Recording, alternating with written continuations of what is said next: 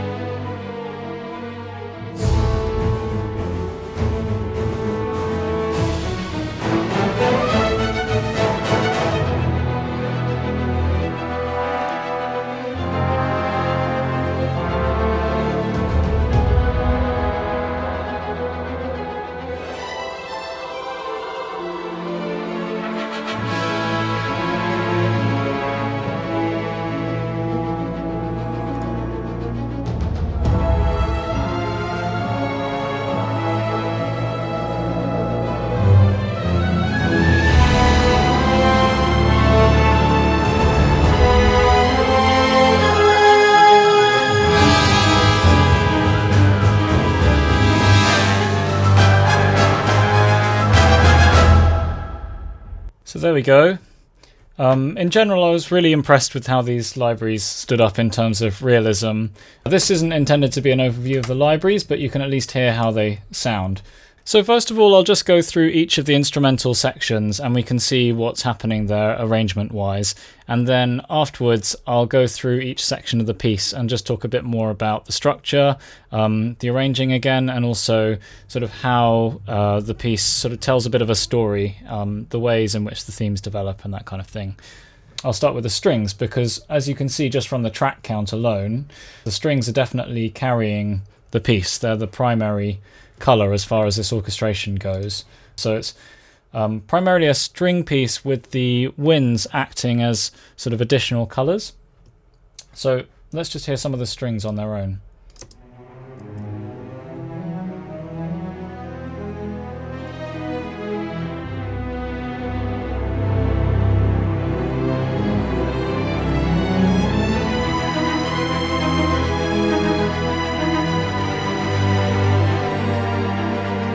So I've got the solo violin patch being layered with the violins ensemble patch there, which just gives it a really strong and expressive sound for that top lead line.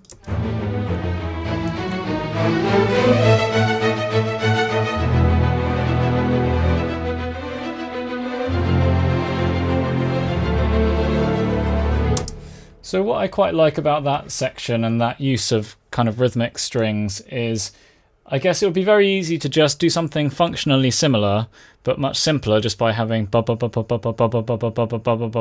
kind of repeated notes outlining a chord or something. With this, I've kind of used a repeating pattern, a kind of a three grouping. Da da da da da da da da da da da da da. It kind of, to me, reminds me of waves and lapping water. It gives it a bit more character, and then also I've incorporated this little trill into the figure as well. So that little trill creates a bit more, just a bit more interest and a bit more, I don't know, a bit more texture to it.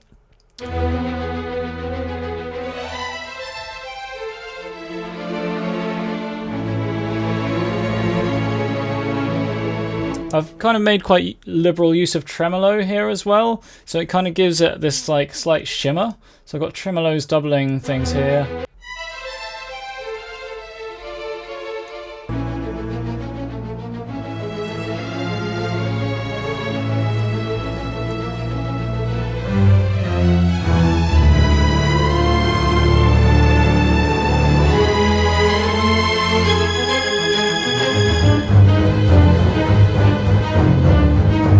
Really love the sounds of the low spiccato there.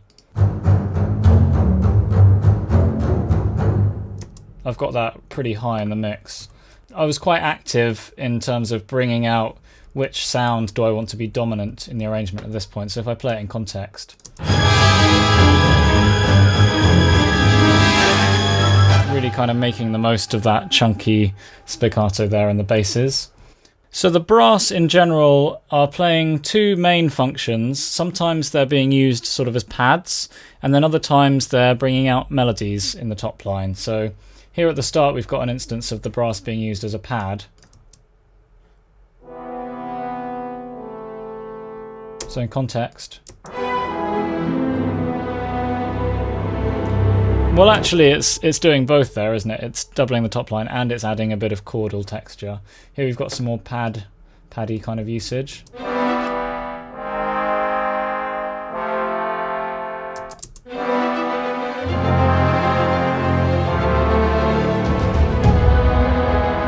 To me, trombones in that register doing big kind of block chordal things, there's something quite inherently dissonant about the sort of honk of those trombones there.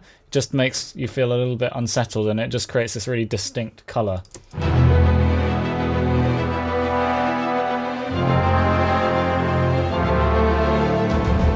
You know, in contrast to the smoothness of a French horn or the lower strings there, just has this really sort of nasty sound.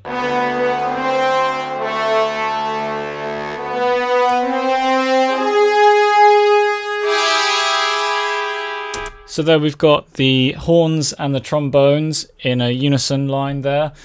Just a really powerful, strong, brassy top line.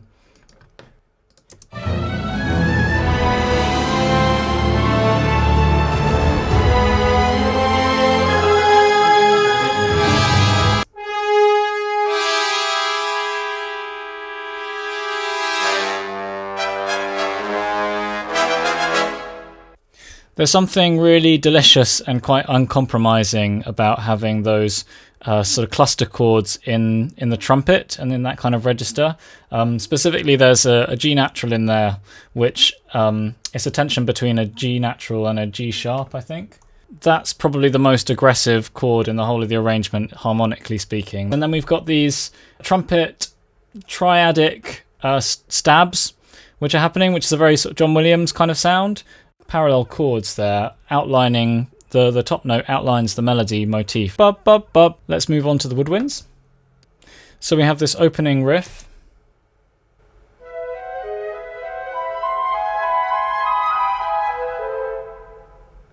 Sort of flute and clarinet pairing there, and then we have some backing figures.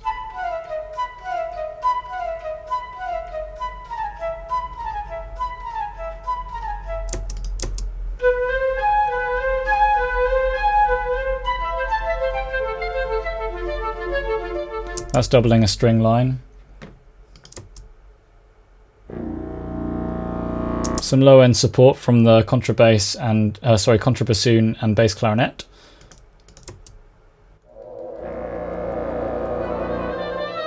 So these woodwinds these low woodwinds are part of what's creating the sense of uncertainty in this later section. It's kind of oscillating between a hopeful sound and a darker sound.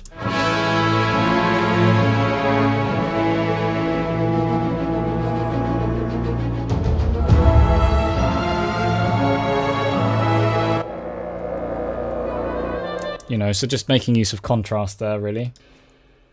A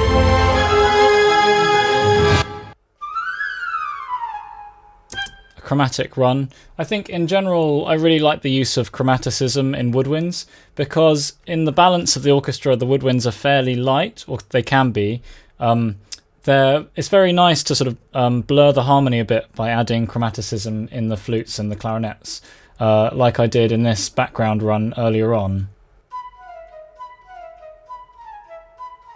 Those little kind of chromatic fall things, just really, they're light enough not to disrupt your sense of the harmonic direction, but they just add this little bit of extra sort of shading. Next up, let's have a listen to the harp and the Celeste and the choir, and also the piano.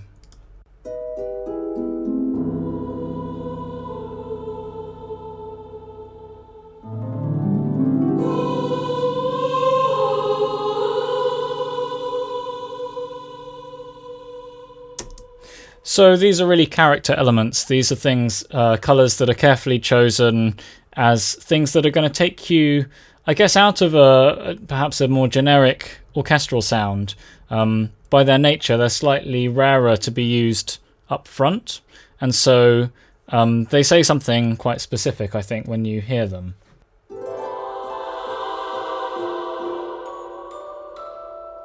Just a simple slight glissando down in the choir there, sort of giving a kind of sigh effect.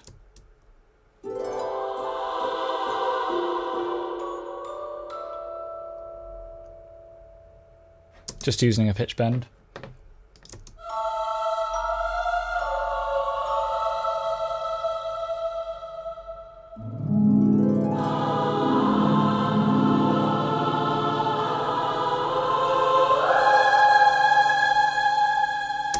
Choir just reinforcing the melody line there. Let's hear it in context. And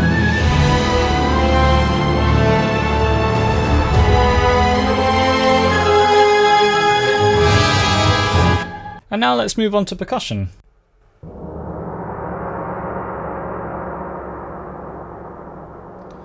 So we start with the gong wash, which again is quite an unusual sound and something that seems to say something very specific, especially when you hear a gong wash at this low velocity, meaning that the beater isn't hit very hard against the surface of the gong.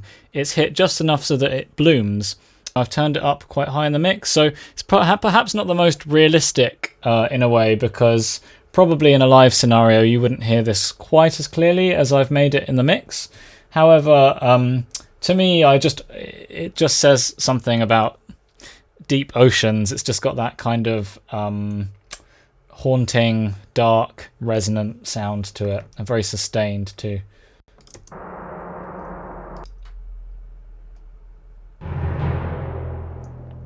Little timpani accents here and there. So you can see in general it's quite sparse. We haven't got just rolling drums all the time.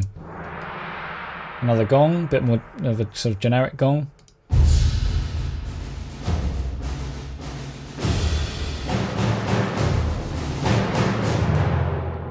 So here's the first section where we have more of a driving percussion, but it's only for a moment. I'm sort of deliberately bringing in things like the snare momentarily and then dropping out again for a more floaty feel.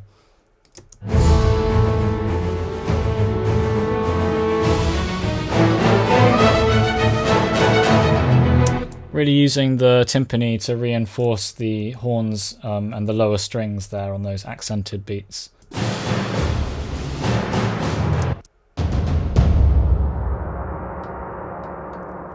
Another one of our low velocity gong hits.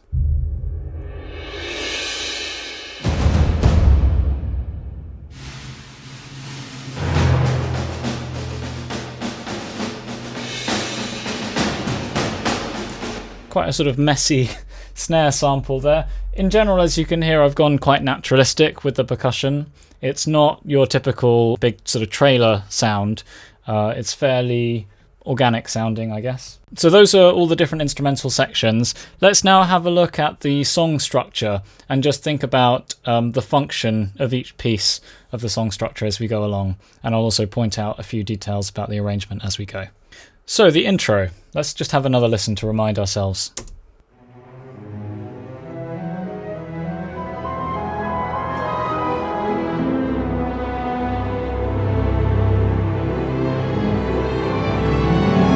So in terms of the time signature, you might have noticed we're essentially in 5. We've got groups of 3 and then groups of 2. 1, 2, 3, 1, 2, 1, 2, 3, 1, 2.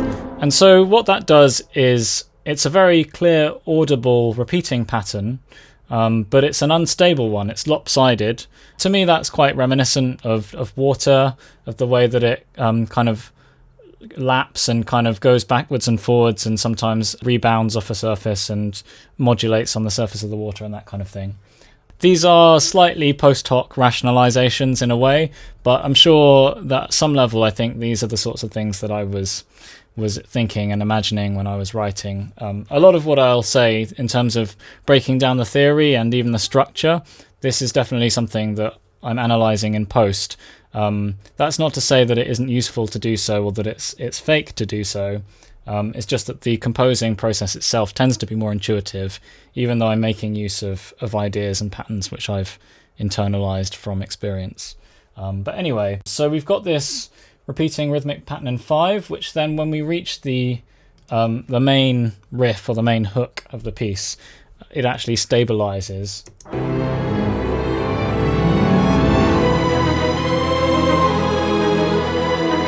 So here, at that point, when the choir enters, da, da, da, da, we're back into essentially a slow 4, or it's still kind of grouped into smaller groups of 3, if you like. Harmonically speaking, we're in the 5th mode of the melodic minor scale. So actually it's starting on E, so we've got as our kind of core sound. So let's kind of just listening to that mode, let's have another listen to the intro and see how you can hear that it's all built on that kind of scale.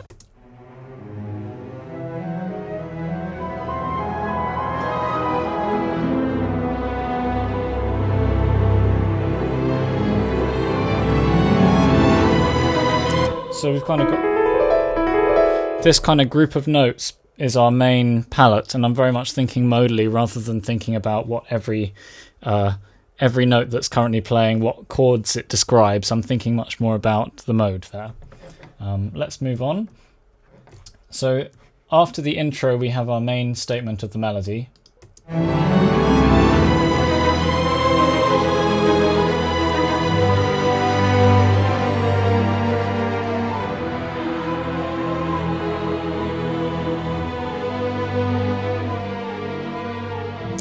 So it sort of has a call and response structure to it.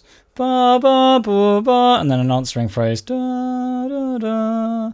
And that repeats. So it's very simple. I wanted to create something that could be repeated a lot and was relatively short and relatively straightforward, because we don't have much time in this short piece to establish material. So I didn't want to throw too much at the listener. So metrically, i.e. in terms of time signatures, it evens out there, or it finds its feet there.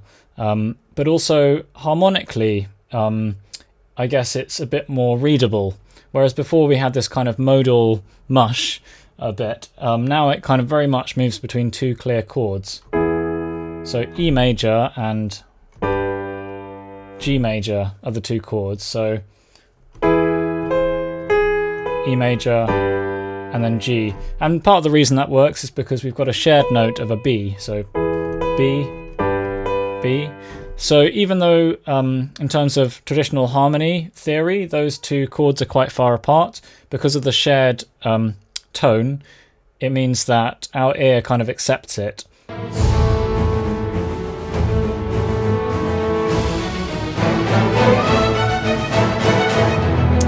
So this section I'm calling Transition A. There's less of a clear melody, it's more about the accompanying elements. And the main focus of the arrangement is rhythm. That's really key. So we've got this rhythmic idea which almost takes the place of having a melody as the focus. So we've got that first section, dum bum bum bum bum bum, 1 2 1 2 1 2, groups of 2, and then we've got this section immediately afterwards. 1 2 3 1 2 3 1 2 3 1 2 3. So we've got 1 2 1 2 1 2 1 2 1 2 1 2 1 2 3 1 2 3 1 2 3. So that's what I mean. The musical material itself is much more based around numbers and rhythm. I think emotionally what that does is gives me a slightly more action feeling, and a more of a almost a more mechanistic or militaristic, or just the feeling of it's about things kind of getting done and moving forward at this point in the piece. Whereas before we had something that was a little bit more lyrical, a bit more personal, a bit more human perhaps. Next up we have what I'm calling Transition B.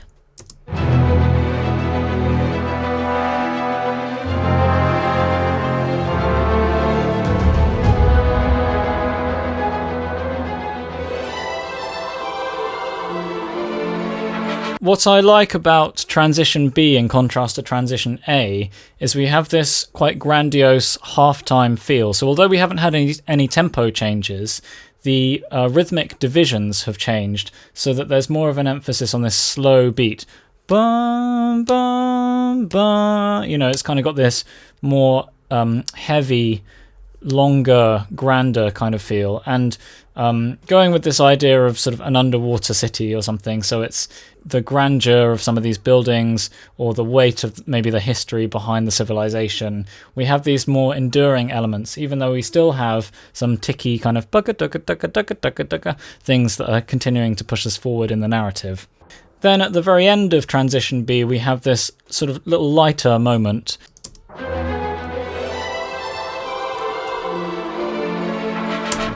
It's almost, we just get a little glimpse of, you know, some sunlight glancing through the top of the water there, coming down and sending some rays of sunlight, or maybe a shoal of fish or something. Something that just reintroduces that idea of we're in a magical, kind of fantastical place here. It's not too grim, it's not too dark. Next up, we have our second statement of the main theme. So let's just have a listen to that.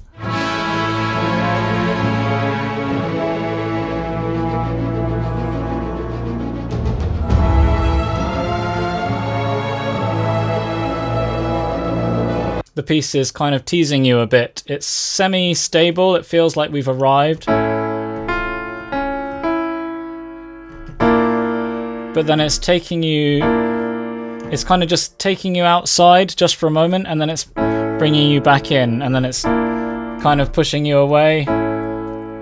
And it's almost a little bit indecisive, but then we have the development of the melody in the next section, which brings us to our probably the climactic moment in the piece.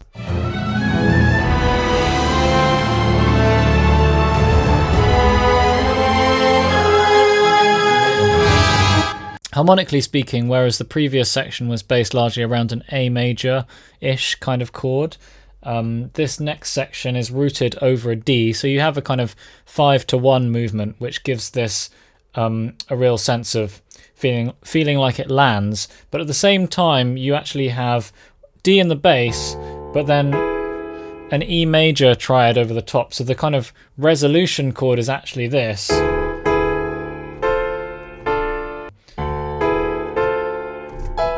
And then it also ends on that E major over D sound, which is part of the reason it has this really kind of over-the-top, tragic kind of sound to it. And then finally you have the outro section, which continues the same harmonic sort of skeleton. It's also based around this kind of harmony, which in fact, if you were to talk about it modally, is a Dorian sharp 4 mode, which is the 4th mode of the harmonic minor scale. So you've got this kind of sound.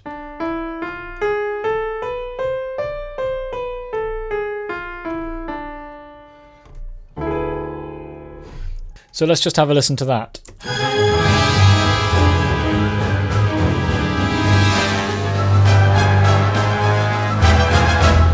In terms of where the melodic material is being derived, again, it's from that main hook, that main idea, ba ba ba, which is appearing most noticeably in the staccato stabs in the brass and the strings.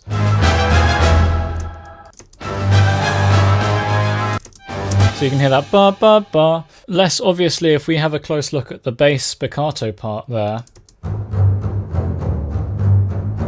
You can also hear embedded within that da da da, starting from the second note, ba ba ba. We've again got that pattern reoccurring that's actually in 5. So it's creating some rhythmic dissonance there as well, because as you repeat the cycles, they don't all quite line up with each other, but they overlay in interesting ways. And that just adds to the general sense of chaos and tension there in the final section of the piece. In terms of the final processing on the master chain, you can see that I've got a little bit of vintage verb, some EQ, the PSP Noble EQ, and a limiter. But fundamentally, I haven't done much processing. It's just a case of balancing things. For the most part, I did that via mod wheel control or breath controller. But as you can see, there is some automation happening. Where usually for specific moments I've just turned it down or up in the mix accordingly, or just try to emphasize the dynamics a little bit, but it's not extensive. and for the most part I just used the mod wheel for the dynamics there. So that's the end of my overview of my underwater city track featuring the Cinematic Studio Orchestra. Thanks very much for watching. I'll put a link to an MP3 download of the track in the description, as well as a link to the YouTube video, which is just the track in its entirety as well. Feel free to pop me any questions in the comments, and in the meantime, thanks very much for your attention, and I'll see you on the next video.